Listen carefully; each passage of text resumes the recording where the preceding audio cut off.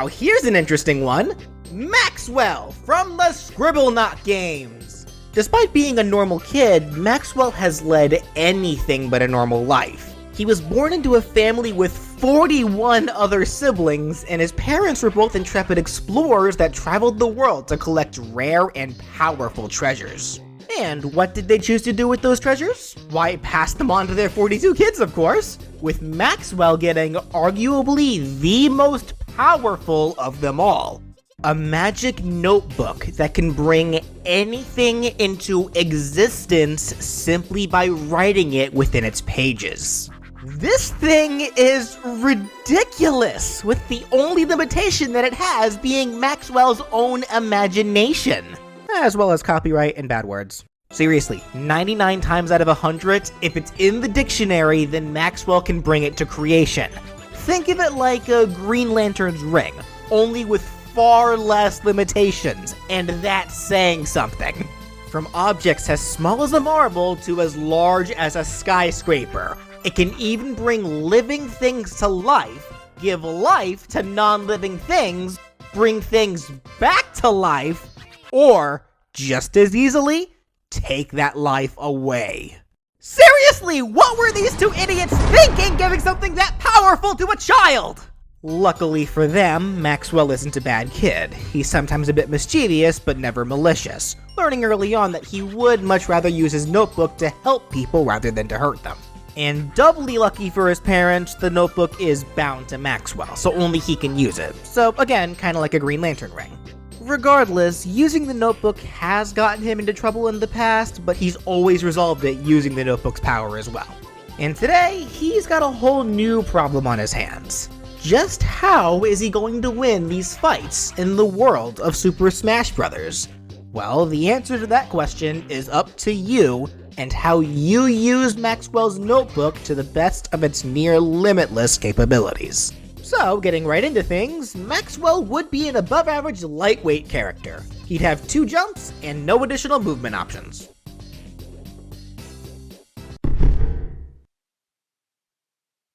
Despite me just saying that it has near limitless capabilities, the notebook is going to need to have some limitations when building this moveset. Ignoring the fact that it would be a programming apocalypse to try to let it do everything that it can do in the Scribblenauts games, Maxwell would be way too overpowered if we allowed him to effectively do whatever he wanted. So as such, the notebook will only be able to do what I'm personally choosing for it to do within the confines of this Smash moveset. But even without the notebook's powers, Maxwell has shown to be a somewhat capable fighter, though it does mostly just involve him swinging his arms around. And that'll be where we start things off, since for his jab, he'll have a one-hit jab where he simply spins his arms in a full circle to swing them from high to low forwards. This is his basic attack in majority of the Scribblenauts games. His dash attack can have him spin his arms multiple times while running forwards, a move that drags foes along then launches them at the end of the attack.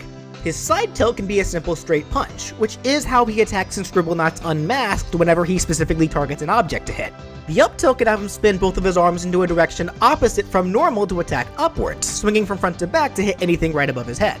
But moving on to his down tilt, as well as for his smash attacks, these will be the first where Maxwell will start using the power of his notebook.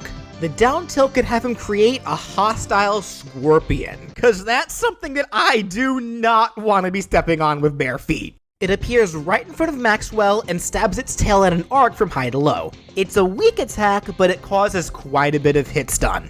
And going from one of the smallest animals to one of the largest, for his side smash, Maxwell creates a Tyrannosaurus Rex.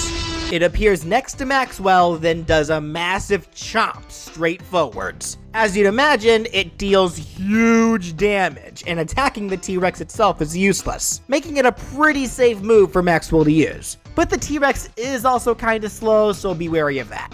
The up smash could have Maxwell summon the same kind of man-eating plant that his brother Edwin tried to grow. It appears in front of Maxwell, then bites upwards. Since it is in front of Maxwell, it's generally better for hitting in the area in front of Maxwell's immediate y-axis, and it does have a small amount of scoop to hit foes directly in front of the plant as it closes its jaw. The down smash can have Maxwell conjure 2 lava spouts on both sides of himself that shoot lava upwards. The The power of these geysers get weaker the higher they go, so it'll deal the most damage to foes who were on the ground when they were hit by it. This also has the rare instance for down smashes where it launches foes straight up into the air. Speaking of the air, for the neutral aerial, going back to simple attacks, this'll have Maxwell hold his arms up while he spins his body twice in a clock motion. This is a move that'll launch foes on contact. The forward air will simply have him spin his arms to swing them from high to low forwards, just like he does for his jab, though this is also the attack that he'll use in Unmasked whenever he's airborne. The back air can have him spin both of his arms into the opposite direction than usual to swing them behind himself from high to low.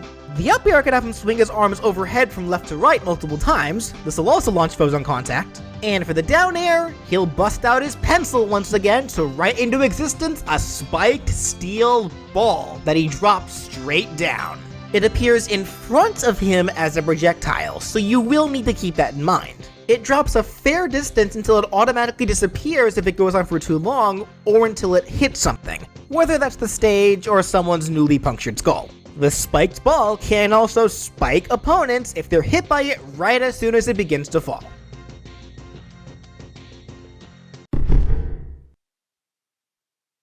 For Maxwell's grabs and throws, he'll be making full use of his notebook. He'll grab by conjuring a fishing rod to reel them in, then pummel by poking them with his pencil. Watch out for the lead poisoning. For the forward throw, he'll create a fan that'll blow the foe forwards. The back throw will have him create a human cannon around the foe that shoots them into the direction behind Maxwell. The up throw will have him spawn a seesaw under both the foe and himself that Maxwell steps down on to send the foe straight up into the air. And the down throw will simply have Maxwell create a hole around the foe, burying them.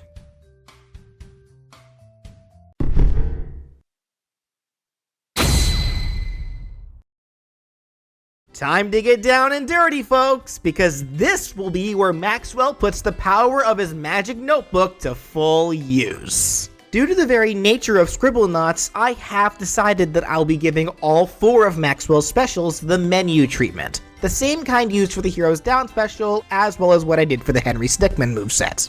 And before you start writing the hate mail, Mr. I write comments before finishing the video, the menu aspect will be the only thing that's similar. Much to the relief of many of you, I'm sure, there will not be any RNG elements, as that's not really a thing that exists in Scribblenauts. Despite its wide diversity, it's still a very controlled game, with everything that happens being completely within your own power, so randomness really isn't a factor. Generally, if something goes wrong, it's your own fault, not the game's. The rules of the special menu work the same as the heroes once the menu is open. You can't move, you press up or down on the control stick to scroll through the items, and you press the special button again to select the item that the cursor is over. You can also close the menu without using anything by shielding, jumping, or dodging. So in terms of how the 4 specials will work, they each will only have 5 options apiece to choose from that you'll have access to at all times within certain confines of the specials themselves. The 5 subjects per special that Maxwell can give himself in his notebook will each do similar things depending on which special you're using, but they all have different attributes that'll widen the amount of options that Maxwell will be given. To better understand what I mean, starting with his neutral special, this will be called Scribble Weapon.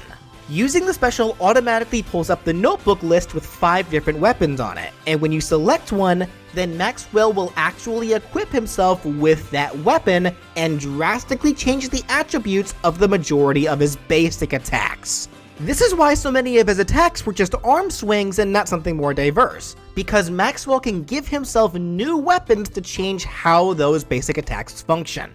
Visually, they don't change. They'll still play the same animation, now there's just a weapon in Maxwell's hand, and depending on which weapon you use, they'll change the range, power, and speed for all of those basic attacks. This of course only applies to the moves that have Maxwell directly attack with arm swings. The moves that involve him using his notebook aren't affected. That said, each weapon will also have a certain amount of durability, and this does apply to his other specials as well.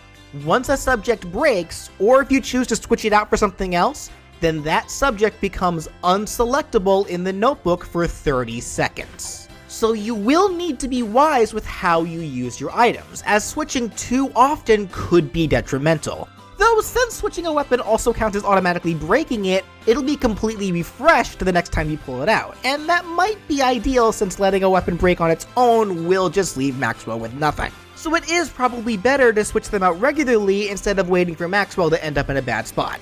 Now then, as for the 5 weapons usable with the neutral special, the first is a Fly Swatter. This is the weakest of his weapons, having the same power output as his punches, and it usually only causes flinching, but it is the most spammable of his weapons, almost acting like the fan item in Smash. So it can be used to rack up damage quickly, but it will break after it lands 50 hits.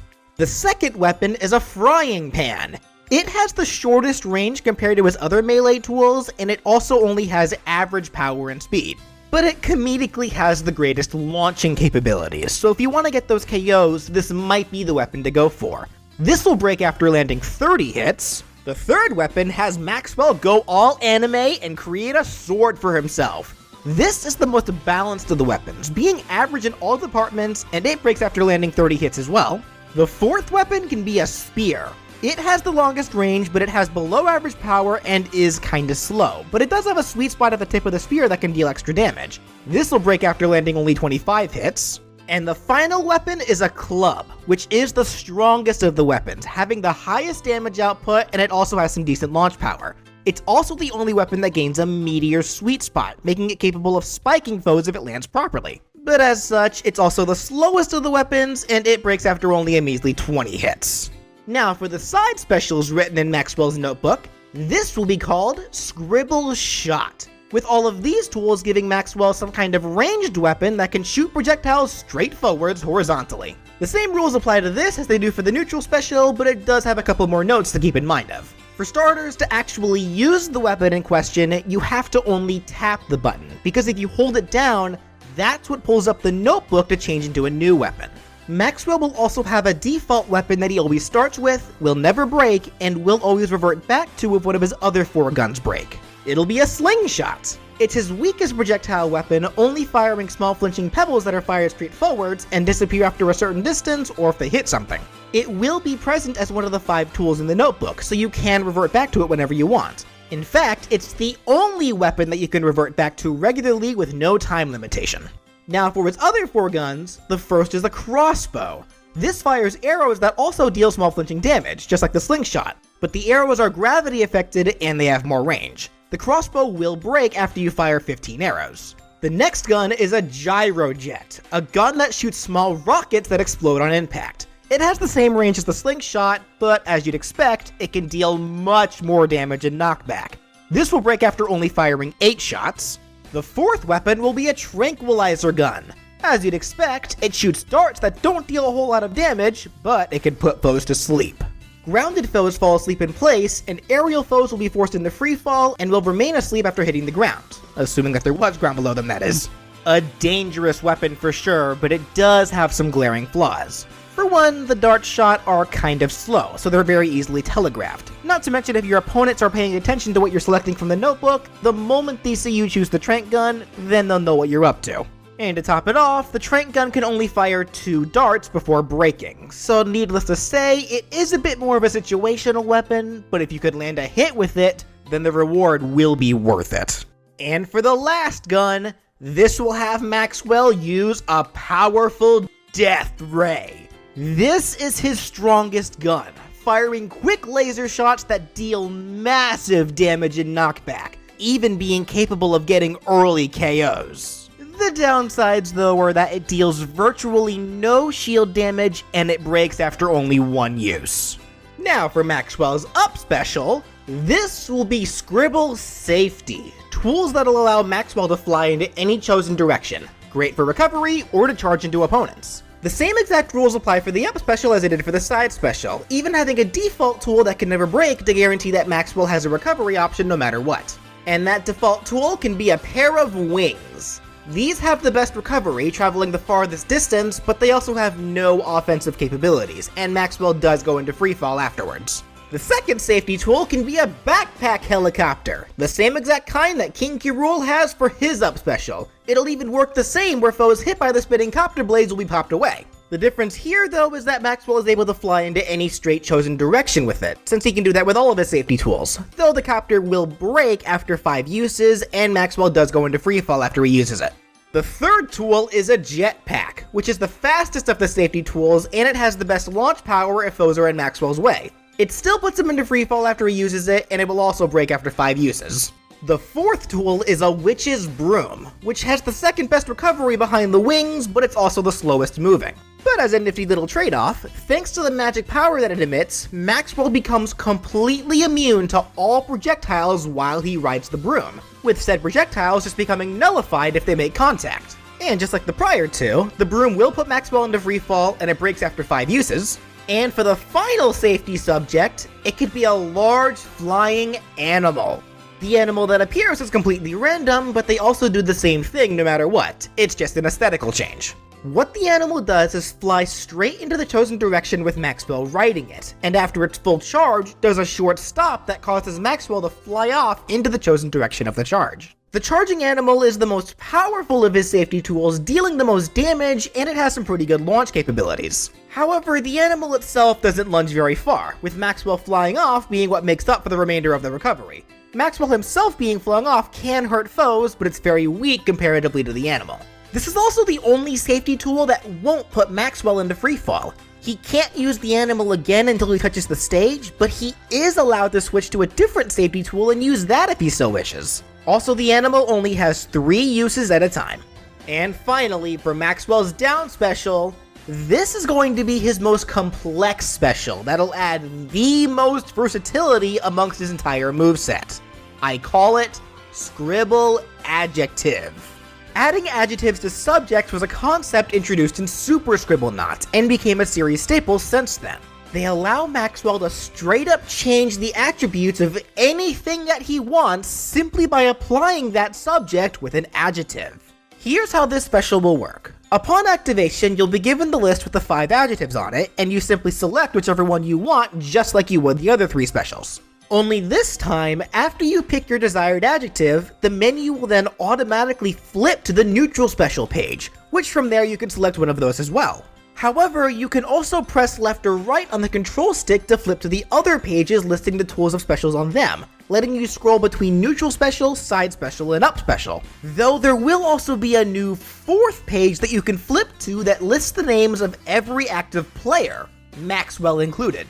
After selecting an adjective, then a tool or player, the chosen adjective will then be applied to your selected subject. The adjectives will always be applied no matter what. They can never fail, and each affect the various subjects differently.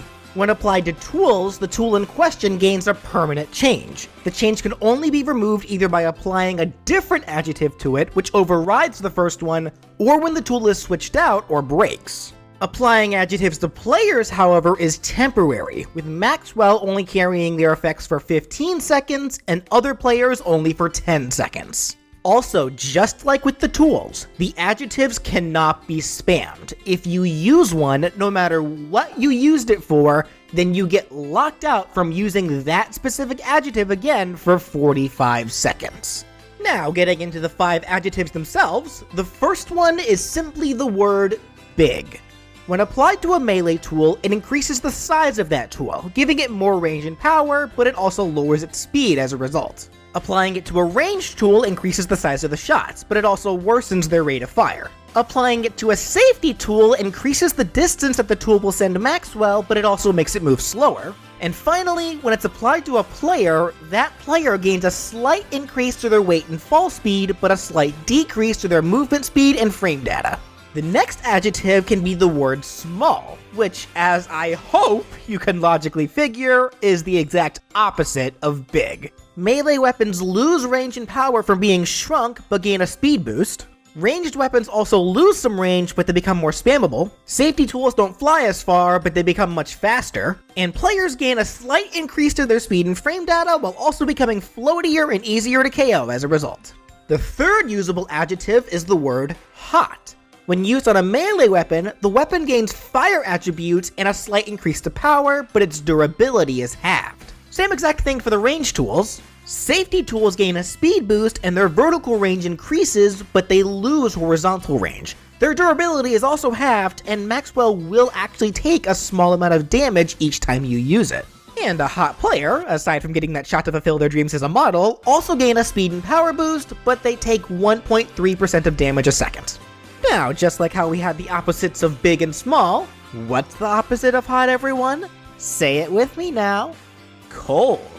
Cold melee tools lose a bit of power, but their durability is doubled. Same for cold range tools, but the shots fired also gain a small chance to freeze foes. Safety tools move a little slower and have worse vertical range, but they gain much better horizontal range and their durability is also doubled. And cold players become a little slower on the ground and their movements lose traction, becoming slippery. But their attacks also come out a little faster, as if they're shivering and are trying to warm up by moving around a lot.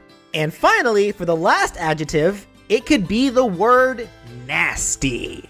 If applied to a melee tool, it can make the tool randomly break at any time, as if Maxwell is just trying to get rid of it. But hitting players with the tool will inflict them with poison for a few seconds. Same thing applies to the range tools. Nasty safety tools will cause the item to leave a trailing stink cloud that lingers for a bit and racks up damage to foes who step inside of it. And nasty players will become smelly, putting an automatic poison effect on them. However, they also emit stink that'll damage other players if they get too close, and those players take 1.8 times the amount of damage from being too close to the nasty players than the nasty players takes from being poisoned. So if Maxwell chooses to make you nasty, you should go thank him with a big hug.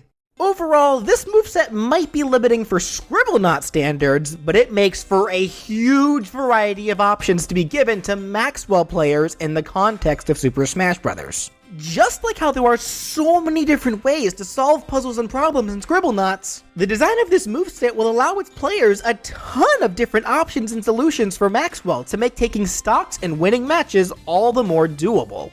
The only thing that be holding you back is your own imagination.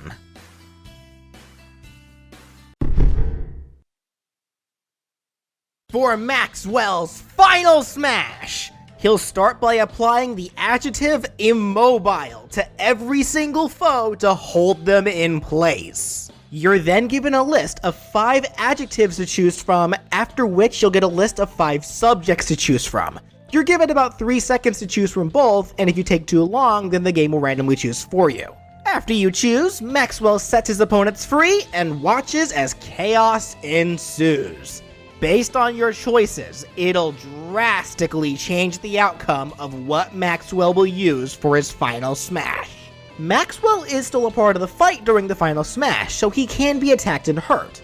But I have a feeling that most players will probably be more focused on trying to keep themselves alive rather than trying to hurt Maxwell. Especially since his final smash is harmless to him. All of the subjects move automatically on their own and are all incredibly deadly for Maxwell's opponents. Of his 5 subjects, the first is an assault vehicle, which drives left and right on the stage while firing homing missiles at foes. The next is a bomber, which flies in the sky left and right and drops dive bombs that cause massive explosions once they hit something. Then we have the Lovecraftian creature known as Shoggoth, which slowly crawls around on the stage and attacks anyone within its reach. It deals major damage, so usually only 1 or 2 hits from this thing will be fatal. Next is another Lovecraftian creature, this one being the infamous Cthulhu. It behaves just like Shoggoth, except Cthulhu takes to the skies. And the final subject is a massive thunderstorm. One that pours a torrential amount of rain that make it hard for the players to move, and strikes massive lightning that deals major damage. All 5 of these subjects are deadly, but remember, before you choose one, you also have to choose an adjective to apply to it, which when used in the right situations, can make these monsters even more terrifying. The first adjective is supersonic, which increases the speed of the subject by a lot.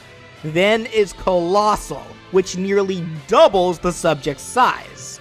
Next is fire breathing, which makes the subject spit fire forwards, and in the thunderstorm's case, rain fire. Then is rideable, which has Maxwell ride the subject, giving him a bit of control. The subject still moves and attacks all on its own, but this effectively allows Maxwell to steer it, giving it a bit more accuracy. And the final adjective is ballistic, which causes the subject to behave normally at first, but after it's finished, it explodes, dealing massive damage to everyone too close, except for Maxwell, of course, who will automatically hide under a force field. Every option is deadly, but of course, some choices might be smarter than others depending on your situation or even based on what stage you're currently on. Observe what's presented, take into account everything that's around you, then make your decisions, just like when playing Scribblenauts.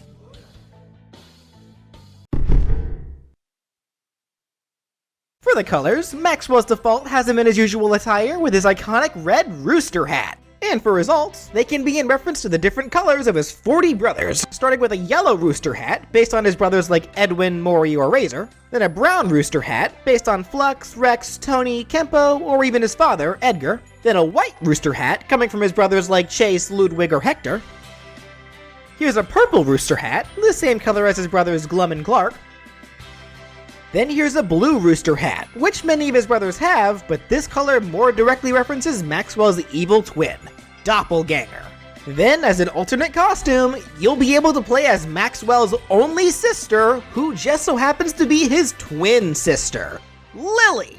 Technically, Lily can't use the magic notebook since it's only bound to Maxwell, but the games generally do let you play as many of Maxwell's siblings by changing the avatar, Lily included. So I think we can probably assume that this is still just Maxwell, he just used the notebook to change his appearance. In which case, the final costume can be a single color alt for Lily, giving her the colors of her evil twin, Doppel-Lily.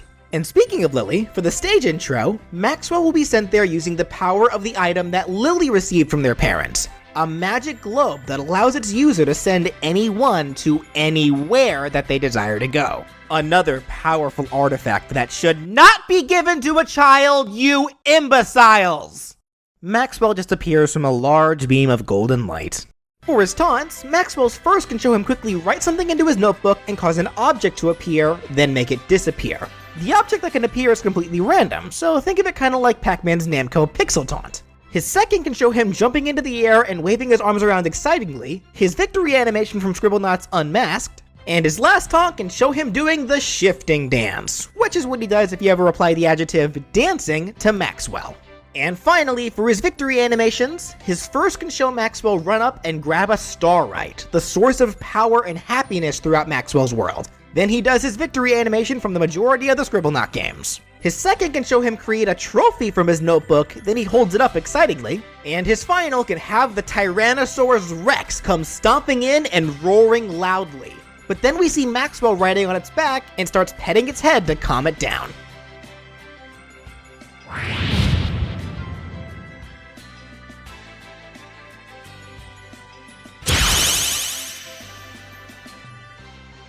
And that does it for What If Maxwell Was in Smash? Oh my goodness, talk about an indecisive moveset to make, and not because there wasn't enough to work with, but because there was just way too much. I'm sure that many people probably have varying ideas on what Maxwell could do compared to my own, but that's kind of the beauty of Scribblenauts. You can have him do whatever you want, and it would just work. And I can't wait to see what great ideas you guys come up with for Maxwell. That's why I started this series after all, to share the ideas of characters that currently aren't playable in Smash, and probably never will be. In which case, if you enjoyed what you saw and would like to see even more characters be given possible Smash movesets, be sure to subscribe. And if you want to support the show and help me be able to make more content for you guys, you can click the join button either below the video or my main page to become a sponsor for my channel. Doing so will get you access to my private Discord as well as channel emotes. You can guarantee that your name appears in my videos, or even get the option of knowing what if character is coming up next a week in advance. I really appreciate anything that can be contributed. And of course, if you have a character that you want to see be given a possible Smash moveset, leave a comment down below or contact me on Twitter at BrawlFan1 on Twit. I hope you all enjoyed, and thank you so much for watching!